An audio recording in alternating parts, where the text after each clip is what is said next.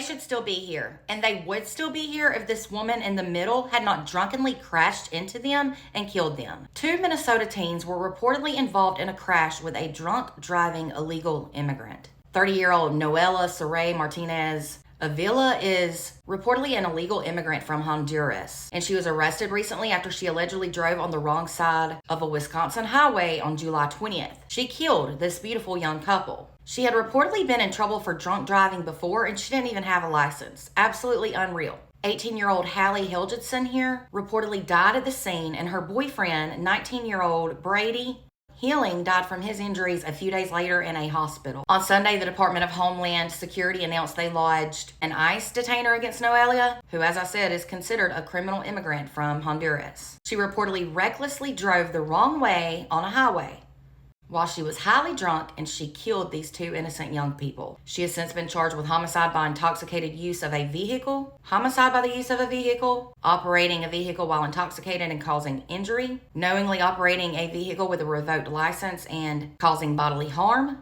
failing to install an ignition interlock device, and violating a court order.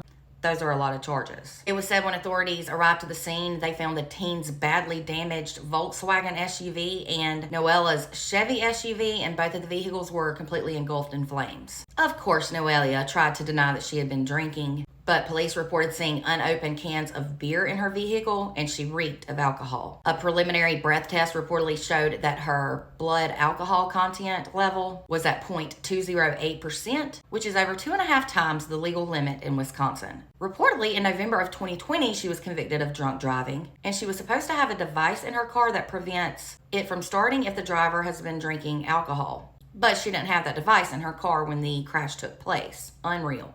As of today, Monday, July 28th, Noelia is reportedly being held in the Dane County Jail in lieu of a $250,000 bail for each of those counts. She is now due back in court on August 28th. According to reports, both Hallie and Brady were wonderful young people. Hallie had recently graduated from Montevideo High School in May, and she had just started working at an assisted living facility. Her obituary said she was a dedicated and spirited student who was involved in many activities. She was a 3-sport athlete in tennis, basketball, and softball. It was said she'll be remembered for her kindness, warmth, big smile, and the light she brought to every space she entered.